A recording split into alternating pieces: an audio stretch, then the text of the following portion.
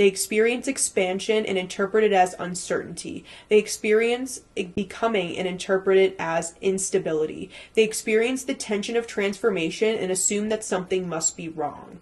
The Lodge suggests a different possibility. What if the pressure is not evidence that something is failing? What if it's evidence that something is ready? What if the discomfort arises because the container that once protected growth can no longer contain what is developed within it? Every cocoon eventually becomes restrictive. Every shell eventually becomes too small. Every sanctuary eventually fulfills its purpose. The structures that nurture development are not designed to hold us forever. Their purpose is preparation, but not performance. The tragedy is that many people become so attached to the safety of preparation that they resist the very emergence they claim to desire. They remain in rehearsal long after the performance should begin. They continue gathering information long after sufficient understanding has been achieved. They remain students of a life they are fully capable of living.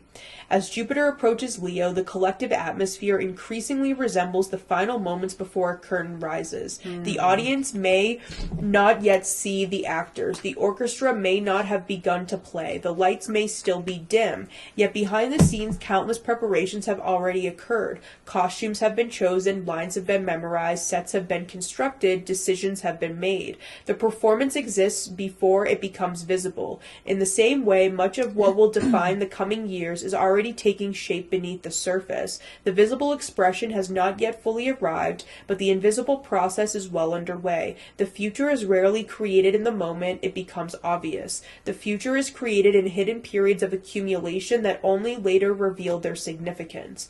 And this is why the Lodge remained unconcerned by appearances. It has seen this pattern too many times before. What appears quiet is often gathering strength. What appears uncertain is often reorganizing itself into a more coherent form. What appears delayed is often approaching the threshold of emergence. The inhale is nearly complete. The pressure is building. The vessel is reaching capacity. Soon the energy that has been gathering within countless lives will seek expression. Soon enough preparation will no longer be an excuse. Soon enough imagination will demand incarnation. When that moment arrives, many will believe the future has suddenly appeared. In truth, the future will have been growing beneath the surface all along, patiently waiting for someone to stop preparing for life and finally begin living it.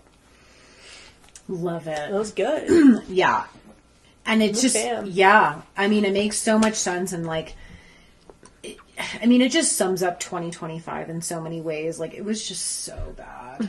Like, the Jupiter in Cancer, the 9-year, the snake year. Like, it really does feel like obviously, we've had to go through, like, I don't know, so much of this. The preparation, the inner work, the transformation, the healing, the fucking this, the fucking that. And I feel like that's where every single person is picking up on the same thing. Every channeler, every astrologer, every, like, psychic is saying, like, something is coming. Like, something is here in a big way.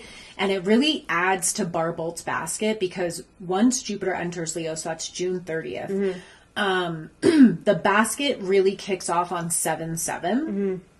And it goes throughout the whole month of July.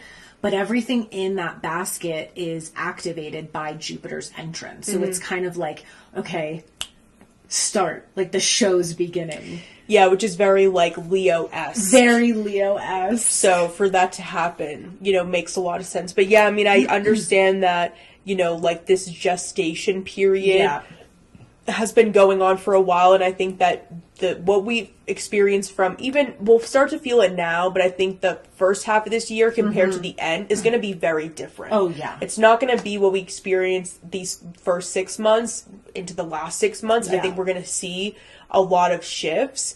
And I think it goes back to what we shared on the last one, where it's like, it just comes down to making those choices. Yeah. And he was saying the same thing of, like, people stay in that prep phase because they don't think they're ready, and then they don't live their life. Right. So it's like these uncomfortable moments that, again, we read as incorrect emotions, like anxiety, uncertainty, like all these things that stop us. Hopefully this energy more people will tap into to, like, go forward with it rather than go like inwards, which it was kind Yeah. of easier to in the last year or so.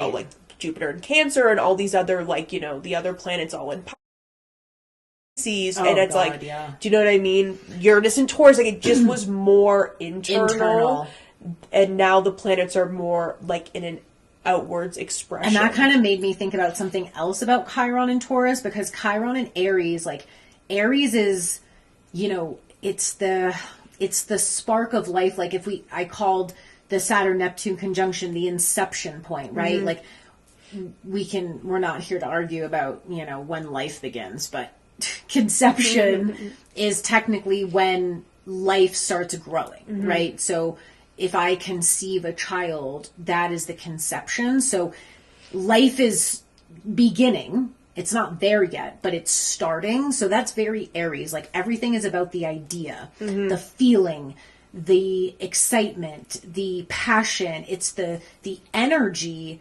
that has to begin something. And Chiron's been there for 8 years. So it's also maybe that it's been that wound of like wanting to start, but like it's not time. And so we all feel this like stress, like you said, like anxiety, but it's been this whole germination of like, can you, that's maybe the question also of Chiron Aries beyond like, who are you and what's your identity and all that is like, can you sustain the flame? Like, if you're really excited or passionate or you really want to do something, can you sustain that desire throughout all the ups and downs? And then Chiron and Taurus is kind of going to be like the wound around having it actually manifest. Because that article really made me think of like also how many times like humanity might dream of something or really want something or even start to take the actions toward it, but as soon as they get what they want, they like push it away. And I think that's the wound that Chiron is going to bring up in Taurus, because it is a lot about self-worth. Can you actually receive the manifestations that you've been asking for, working on, etc.? And how I think we're more comfortable with the idea of something than the actual thing. Right, like